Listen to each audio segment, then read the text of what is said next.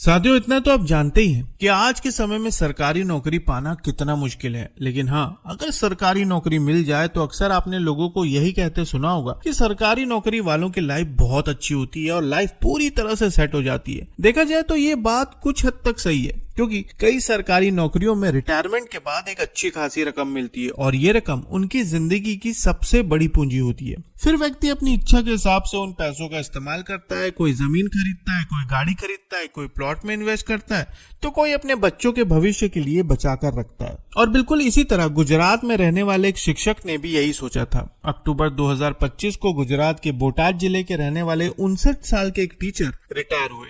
देखा जाए तो उन्होंने अपनी पूरी जिंदगी बच्चों को पढ़ाने में लगा दी थी। कई सालों तक बच्चों को पढ़ाते पढ़ाते उनकी आंखों के सामने ना जाने कितने बच्चे बड़े हो गए और कितने ही छात्र पढ़ाई पूरी करने के बाद अपनी अपनी जिंदगी में आगे बढ़ गए। वक्त अपनी रफ्तार से चलता रहा और आखिरकार वो दिन आ ही गया जब अक्टूबर 2025 में उनका रिटायरमेंट हो गया। अब रिटायरमेंट के बाद उन्हें एक अच्छी खासी रकम मिली। ये वही रकम थी जो उन्होंने अपनी पूरी नौकरी के दौरान कमाई थी। ये उनकी मेहनत की कमाई थी, उनकी जिंदगी भर की जमा पूंजी। अब इस रकम के मिलने के बाद उनके सामने एक सवाल था कि अब इन पैसों का क्या किया जाए। काफी समय तक सोचने विचारने के बाद उन्होंने एक फैसला लिया कि इस पैसों से कोई अच्छी जमीन खरीद लेते हैं, क्योंकि उनका मानना था कि ये एक बहुत अच्छा इन्वेस्टमेंट होगा और एक समय के बाद उनकी बाकी की जिंदगी इस जमीन के सहारे आराम से कट जाएगी। अब जब उन्होंने जमीन खरीदने का फैसला कर लिया तो फिर उनकी तलाश शुरू हो गई। एक अच्छी जमीन के लिए उन्होंने कभी दलालों से संपर्क किया, कभी दोस्तों से बात की और फिर इसी तरह जमीन की तलाश करते करते अचानक उनकी मुलाकात पायल पटेल नाम की एक महिला से हुई।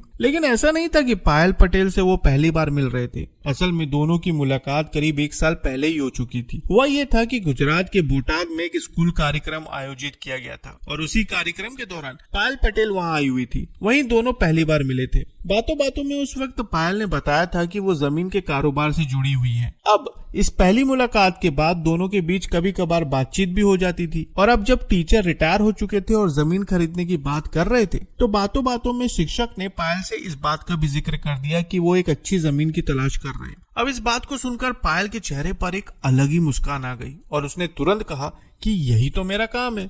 मैं आपको भरोसा दिलाती हूँ कि मैं आपको एक अच्छी जमीन दिलाकर ही रहूंगी। इस बात को सुनकर शिक्षक बहुत खुश हुए और उन्हें पायल पर पूरा भरोसा था कि वो एक अच्छी जमीन जरूर दिलवाएगी। फिर कुछ दिन बीते और एक दिन अचानक शिक्षक के पास पायल का फोन आया। उसने बताया कि राजकोट के पास एक अच्छी कृषि भूमि बिकाऊ है और इस जमीन की सबसे बड़ी बात यह है कि जमीन बहुत अच्छी लोकेशन पर है और कीमत भी बहुत कम है। तो अगर आप चाहो तो आप खुद आकर जमीन देख सकते हो। अब जमीन खरीदने का सपना तो उनके मन में पहले से ही चल रहा था, इसलिए उन्होंने तुरंत हामी भर दी और कहा कि राजकोट आकर वो खुद जमीन देखेंगे। फिर एक दिन तय हुआ और उसी दिन वो शिक्षक अहमदाबाद के उजाला सर्कल के पास पहुंचे और वहां से उन्होंने पायल पटेल से संपर्क किया। कुछ ही देर बाद पायल अपनी कार लेकर वहां पहुंची। दोनों कार में बैठे और फिर गाड़ी राजकोट की तरफ बढ़ने लगी। अब रास्ते भर दोनों के बीच जमीन की बात ही होती रही, यही कि जमीन कितनी बड़ी है, कितनी उपजाऊ है, इलाका कैसा है, कीमत कितनी होगी, यानी कि बिल्कुल नॉर्मल बातें चल रही थी। और फिर बात करते करते कुछ घंटों बाद गाड़ी राजकोट पहुंच गई। अब राजकोट पहुंचते ही पायल ने ग्रीन लाइन चौकड़ी के पास कार रोकी और वहां से एक और महिला को अपने साथ कार में बिठा लिया। पायल ने बताया कि ये महिला भी जमीन के काम में मदद करती है और इलाके की अच्छी जानकारी रखती है। इसके बाद तीनों लोग शहर के एक होटल में पहुंचे। वहां थोड़ी देर आराम करने के लिए होटल में कमरा किराए पर लिया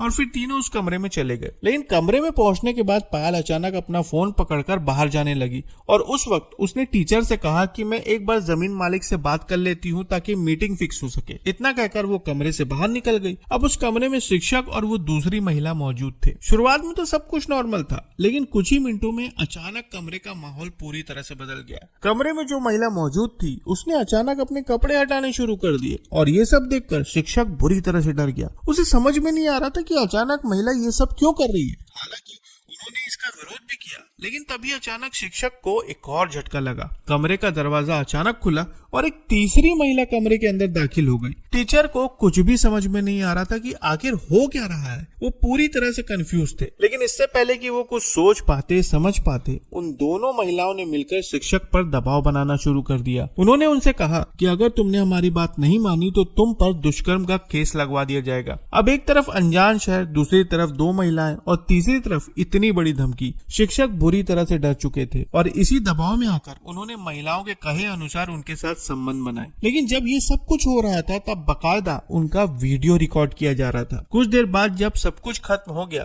तब शुरू हुआ असली खेल। उन महिलाओं ने टीचर से कहा कि आपका वीडियो रिकॉर्ड हो चुका है और अगर पैसे नहीं दिए तो वीडियो इंटरनेट पर वायरल कर दिया जाएगा और इसके साथ साथ दुष्कर्म का मामला भी दर्ज करवा दिया जाएगा। और फिर इस तरह से धमकी देने के बाद उनसे 40 लाख रुपयों की मांग की गई। अब इतनी बड़ी रकम सुनकर शिक्षक के हाथ पांव ठंडे पड़ गए। उन्होंने काफी समझाने की कोशिश की कि उनके पास इतने पैसे नहीं है और फिर पैसों को लेकर काफी देर तक बहस होती रही। आखिरकार ये गिरोह 12 लाख रुपयों में मान गया और आखिरकार अपनी प्रतिष्ठा और बदनामी के डर से शिक्षक ने उन लोगों को 12 लाख रुपए आरटीजीएस के माध्यम से पायल पटेल के बैंक खाते में ट्रांसफर कर दिए। लेकिन असलियत में ये सिर्फ शुरुआत थी। पैसे देने के बाद टीचर वहां से तो निकल गए थे, लेकिन इस गिरोह का लालच खत्म ही नहीं हुआ। इतनी बड़ी रकम मिलने के बाद भी उन्होंने बार बार शिक्षक को फोन लगाना शुरू किया और धमकियां देकर पैसों की डिमांड करने लगे। लेकिन अब शिक्षक को समझ में आ चुका था कि अगर वो इसी तरह से चुप रहे तो ये सिलसिला कभी खत्म नहीं होगा। आखिरकार उन्होंने हिम्मत जुटाई और पुलिस के पास जाने का फैसला किया। इस पूरे मामले की जानकारी उन्होंने राजकोट पुलिस को दी और जैसे ही पुलिस के पास ये मामला आया उन्होंने इस मामले को बड़ी ही गंभीरता से लिया। राजकोट क्राइम ब्रांच ने तुरंत तकनीकी जांच शुरू की, कॉल रिकॉर्ड्स खंगाले, बैंक ट्रांजैक्शन की जांच की और फिर अपने मुखबिर तंत्र को एक्टिव किया। और फिर इन सारी चीजों की मदद से पुलिस ने कुछ ही घंटों के अंदर 3 आरोपियों को गिरफ्तार कर लिया है। गिरफ्तार आरोपियों में पायल पटेल, नीलेश झुंझा और तेजल टिडानी शामिल थे। पूछताछ के दौरान पुलिस को इस गिरोह के बारे में और भी चौंकाने वाली जानकारियां मिली। जांच में सामने आया कि पायल पटेल का नाम पहले भी एक हनी ट्रैप मामले में सामने आ चुका है। साल 2025 में अंकलेश्वर में उसे इसी तरह के मामले में गिरफ्तार किया गया था। वहीं तेजल टिडानी के खिलाफ राजकोट में वसूली और आपराधिक साजिश के मामले पहले से दर्ज है। जांच में ये बात भी पता चली कि इस गिरोह में एक और महिला शामिल थी जिसका नाम अंजलि सोलंकी है। फिलहाल अंजलि सोलंकी फरार है और पुलिस उसकी तलाश में लगातार जांच कर रही है। राजकोट क्राइम ब्रांच अब ये भी पता लगाने की कोशिश कर रही है कि इस गिरोह ने पहले कितने लोगों को इसी तरह हनी ट्रैप में फंसाकर पैसे वसूले हैं और क्या इस मामले में और भी लोग शामिल हैं। फिलहाल 3 आरोपी पुलिस की गिरफ्त में हैं और फरार आरोपी की तलाश जारी है। तो साथियों, आप समझ सकते हैं कि आज के समय में लोगों पर अंधा विश्वास करना कितना ज्यादा खतरनाक हो सकता है। वैसे इस पूरे मामले पर आप क्या कहना चाहेंगे कमेंट में जरूर बताइएगा और नई खबरों के लिए चैनल को सब्सक्राइब करना ना भूलें। फिर मिलेंगे साथियों बिल्कुल एक नई खबर के साथ। तब तक के लिए आपका बहुत बहुत धन्यवाद।